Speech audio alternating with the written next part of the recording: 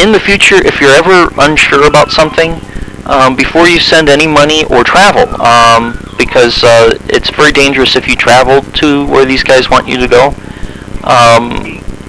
There's a thing going on between me and this Vegas pundit, and I'll tell you what, the man, they were here in the United States, and I had to go. I went down there, and I brought protection, of course, and but that guy was huge. All he was the intermediary. He was just somebody that was there to take the money and run, is what I think. So you actually went to England to meet him? Oh no, it was here in the United States. Really? They had me meet at in Greenville, South Carolina. Huh. Was the person from Africa? Yes. Okay, so he had like an African accent then, right? Oh yes. Okay. He's probably Nigerian. About 95% of scammers are from Nigeria. That country in particular just produces a lot of them. But that's interesting that he met you in the United States, because most of the time they want you to go to England or some other country. Well, I'm not financially. I don't have anything. I'm not dying. I don't know why these idiots are all on. Well, because they don't want a lot of money. They just want they want a little bit of money. Just a few $1,000s. I know that you went and traveled, and I'm glad you weren't hurt. But whenever you travel to see a scammer, he could hurt or kidnap you. There's been a lot of people who've been murdered. Usually, though, that's if they go to a place like Nigeria or Ghana or South Africa or something like that. I know you must feel really bad now, and you feel like you've really been taken advantage of, but it could have been much worse. So it's good that it's ending now.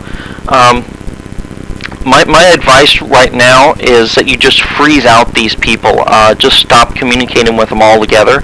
It might be better if you just broke off communication with the scammers and not mess with them.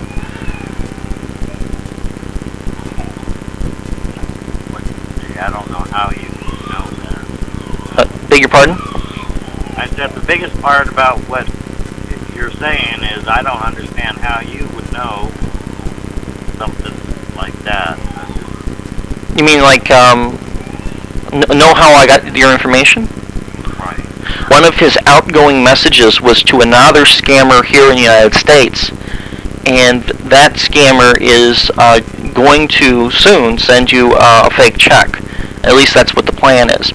He gave your information. I used that information to look up your phone number, or at least the phone number of the trailer park, and then that person gave you the message.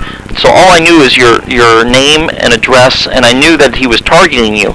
Unfortunately, I didn't know the details. Like, I didn't know that it was a loan scam, and I didn't know his name. I just knew that, I didn't know he was calling himself Charles Cole or whatever. No, he's not. That's another name. Totally different. Oh, okay.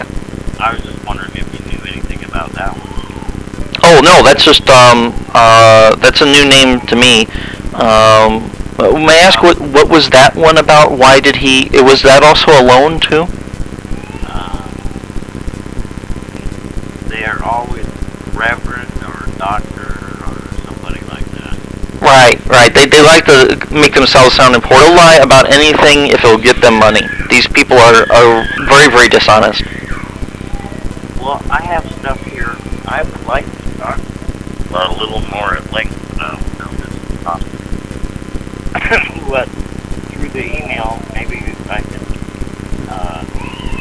because this has been going on from this one place for years, and they still are not, I'd just like to know certain things. Sure. What would you like to know? How do you catch people? How do you catch people? Yeah. Actually, I don't actually catch them. All I do is I can warn people. Unfortunately, the police, the sad reality is that the police typically don't get involved with 419 scams. That includes the FBI, I'm afraid. Okay, let me go through the list here, make sure that you have the gist of it. I'll email you in a little bit. In a few hours from now, I'll send you an email. My advice is not to communicate with the scammer at all. If he calls you, just hang up, and if he emails you, just ignore it. I think it's best that you just not communicate with these people. They will lie to you some more. Now that you've given them some money, they smell blood in the water, so to speak, and they'll keep bothering you and calling you and stuff. Just ignore them. Please don't communicate with the scammers, okay? Alright, I'll send you an email in a couple hours, okay? Good luck, sir. I'll talk to you later. Bye-bye.